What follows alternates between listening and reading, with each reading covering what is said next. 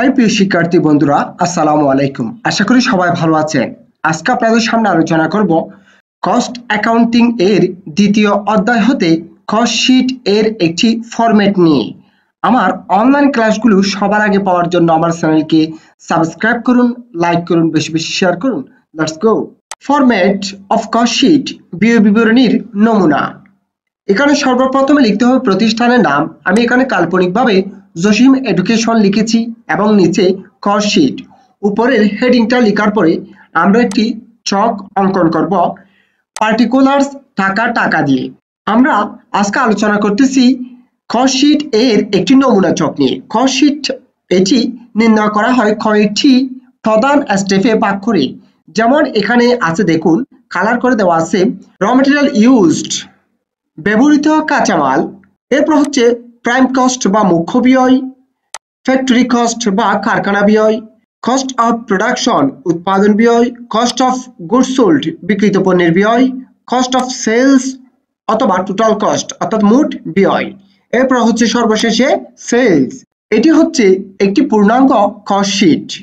এই যে এগুলো হচ্ছে কি প্রধান কিছু বিভাগ রয়েছে, এই বিভাগগুলো আবার আলাদাভাবে নির্ণয় করতে হয়। সর্বপ্রথম হচ্ছে কি র মেটেরিয়াল ইউজড ব্যবহৃত কাঁচামাল, এটি নির্ণয় করতে হবে।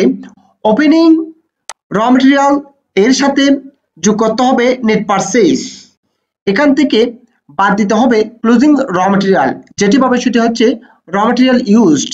তাই এখানে দেখাচ্ছি, দেখুন ওপেনিং র মেটেরিয়াল ফাইনাল কলামে, অ্যাড পারচেজ ইনার কলামে, এখান থেকে বাদ দিতে হবে পারচেজ ডিসকাউন্ট, ইনার কলাম থেকে বাদ দেওয়ার পরে নেট পারচেজ হয়ে ফাইনাল কলামে যাবে।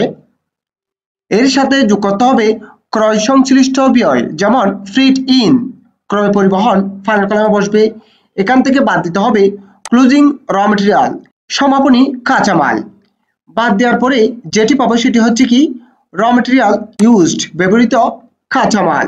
র মেটেরিয়াল ইউজড এর সাথে যোগ করতে হবে সকল প্রকার প্রত্যক্ষ খরচ, যেটি পাবো সেটি হচ্ছে প্রাইম কস্ট। তাই এখানে লিখেছি অ্যাড ডাইরেক্ট লেবার ফাইনাল কলামে, অ্যাড এনি ডাইরেক্ট এক্সপেন্স অর্থাৎ প্রত্যক্ষ মজুরি এবং সকল প্রকার প্রত্যক্ষ খরচগুলো ফাইনাল কলামে বসবে, যেটি র মেটেরিয়াল ইউজড এর সাথে যোগ হয়ে প্রাইম কস্ট হবে।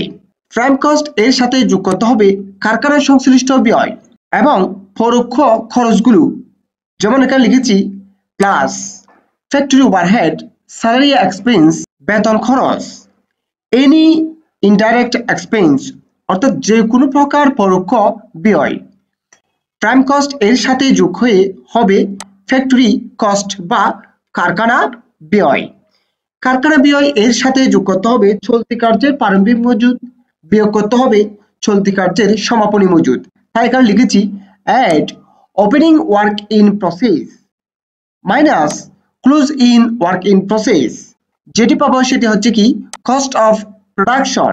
কস্ট অফ প্রোডাকশন এর সাথে যোগ করতে হবে চূড়ান্ত পণ্যের প্রারম্ভিক মজুদ, বিয়োগ করতে হবে চূড়ান্ত পণ্যের সমাপনী মজুদ। তাই এখানে লিখেছি plus opening finished goods minus closing finished goods, যেটি পেয়েছি সেটি হচ্ছে কি কস্ট অফ গুডস সোল্ড বা বিক্রিত পণ্যের ব্যয়।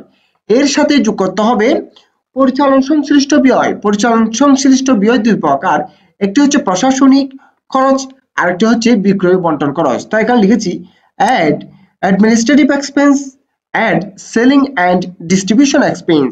কস্ট অফ গুডস সোল্ড এর সাথে পরিচালন খরচ যোগ করার পরে যেটি পাবে সেটি হচ্ছে কস্ট অফ সেলস অথবা টোটাল কস্ট। টোটাল কস্ট এর সাথে প্রফিট যোগ করলে যেটি পাবে সেটি হচ্ছে কি সেলস। এটি হচ্ছে কস্ট শিট নির্ণয় করার জন্য একটি পূর্ণাঙ্গ ছক। আপনাদের পরীক্ষায় এর অর্ধেক করতে বলতে পারে বা পূর্ণাঙ্গ করতে বলতে পারে। আপনারা এই ছকটি খুব ভালোভাবে শিখে রাখবেন এবং এর পরবর্তীতে আমি প্র্যাকটিক্যাল যে ক্লাসগুলো দিব সেগুলো ধারাবাহিকভাবে দেখবেন। আমার অনলাইন ক্লাসগুলো সবার আগে পাওয়ার জন্য আমার চ্যানেলকে সাবস্ক্রাইব করুন, লাইক করুন, বেশি বেশি শেয়ার করুন। সুস্থ থাকুন, নিরাপদে থাকুন। আসসালামু আলাইকুম।